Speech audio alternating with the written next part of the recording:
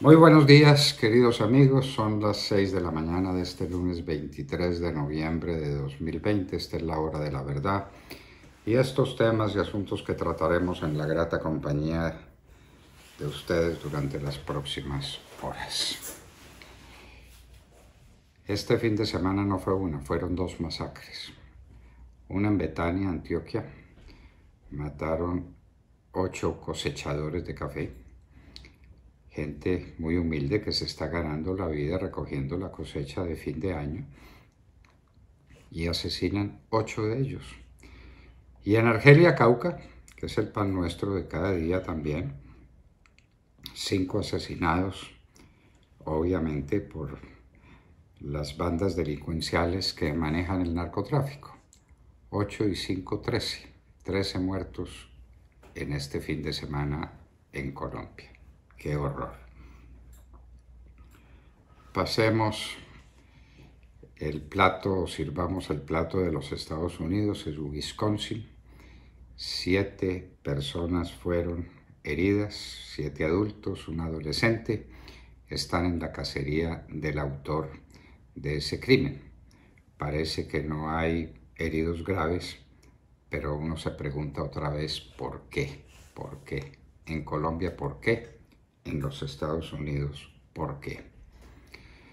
El día sin IVA.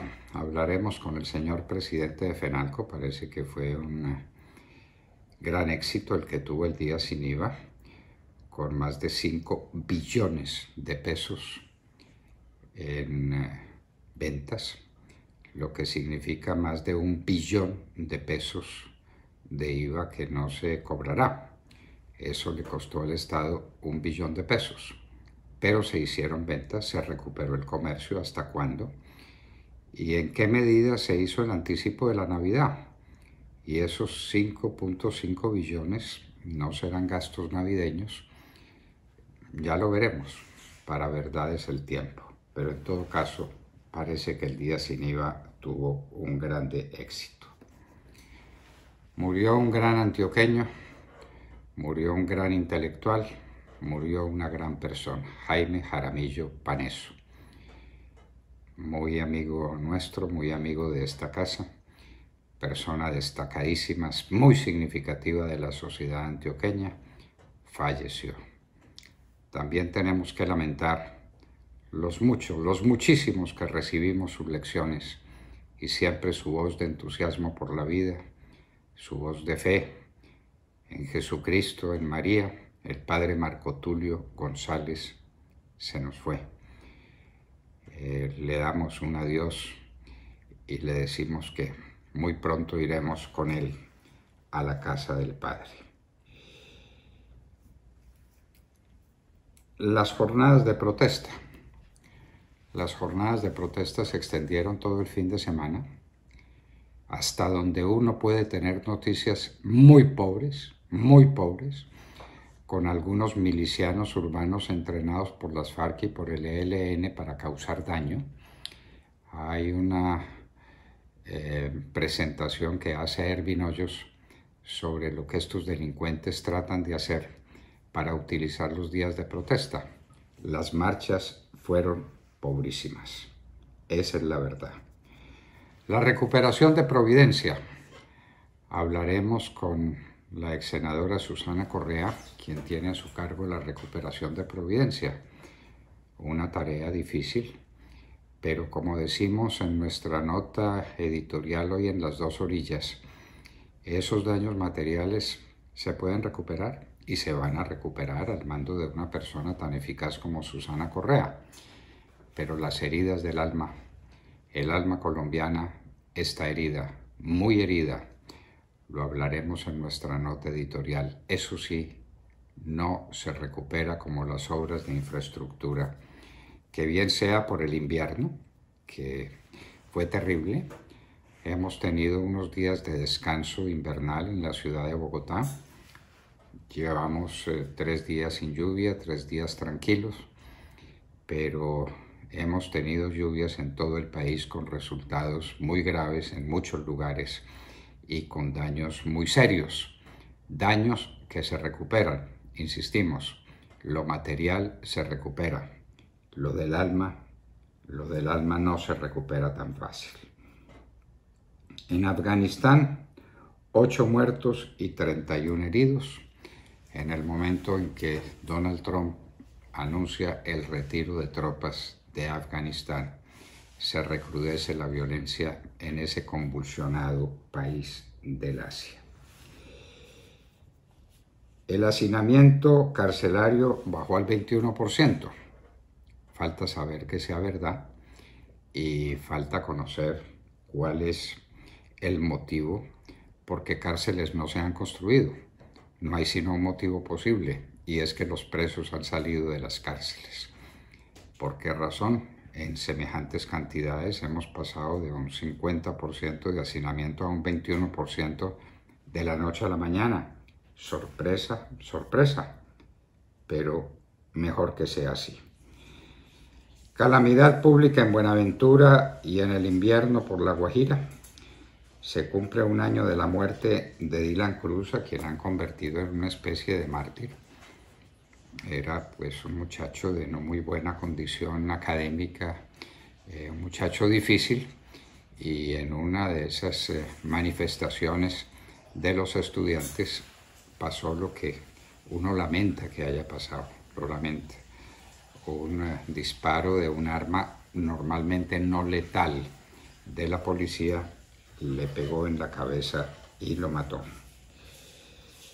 Las máquinas en las jornadas electorales. Hablaremos con un especialista, con Sergio Espinosa, gran especialista en la materia, que nos contará en qué medida esas máquinas electorales son confiables. Son las que se usan en Venezuela para ganar las elecciones. Tibisay Lucena era maestra en el uso de esas máquinas. Smartmatic y Dominion en los Estados Unidos han sido motivo de mucha controversia. Ya veremos en qué medida esas máquinas son confiables y si no vale la pena volver al sistema normal, al sistema de conteo de votos manual, que no demora más, pero que sí puede ser mucho más confiable. El Senado de México aprueba el uso médico y recreativo de la marihuana. Vamos a ver qué sucede. En Holanda ya tomaron esa decisión hace mucho tiempo con resultados catastróficos. Lo de Holanda ha sido un verdadero desastre en el uso de la marihuana. Claro que toda Europa se ha ido a meter la cachafa porque Holanda es el paraíso. Entonces México quiere ser otro paraíso en el uso de la marihuana medicinal. Está perfecto. Si la marihuana es un medicamento, ¿por qué no utilizarlo? Y en el uso de la marihuana recreativa. El coronavirus en Colombia está por el lado de 8.000 casos, por el lado de 170 muertos. Tanto el viernes como ayer domingo, la cifra es más o menos la misma. 8.000 contagiados, 170 muertos, se nos cae un avión por día y no nos damos por notificados. Pareciera que no nos importara. Y seguimos con un comportamiento anómalo, un comportamiento irregular.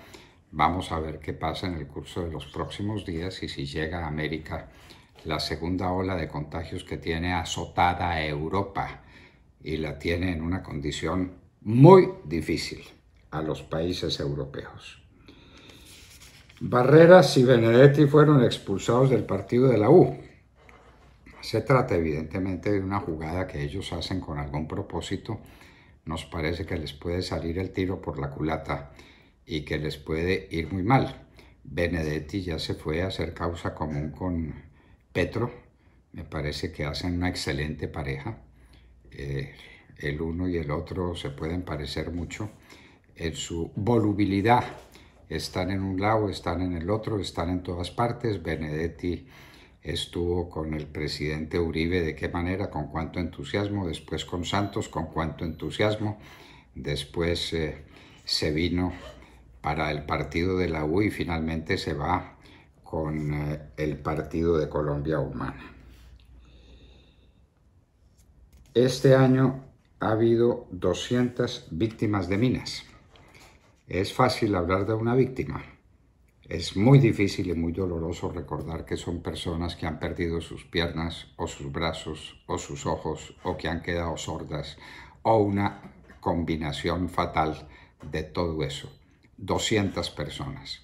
¿Para qué fumigar, no es cierto? No hay necesidad de fumigar. Sigamos con lo mismo. La Corte oponiéndose y el gobierno sin pantalones para fumigar. Y entonces erradicación manual de cultivos y entonces víctimas de las minas. ¡Qué horror! 2 militares fueron muertos en el Catatumbo. En Kabul, un ataque a una universidad con 22 muertos. El coronavirus parece que hoy continúan las marchas, que no han terminado todavía las marchas de FECODE. Ellos debieran marchar con datos tan alarmantes como el dato que dábamos el viernes de que Colombia, entre 19 países de América, ocupa el puesto 17 en el dominio del idioma inglés. No enseñar inglés es como no enseñar a leer y escribir en este tiempo. Eso es equivalente, el inglés es el idioma universal, gústele a quien le guste. Hubo una manifestación muy grande en México contra AMLO. Prendieron fuego al edificio del Congreso en Guatemala. El Congreso en Guatemala, movido por la necesidad, porque no tiene con qué, restringió partidas para ciertos propósitos sociales, la gente se levantó y quemó el edificio del Congreso. Muy razonable nos parecen esas actitudes.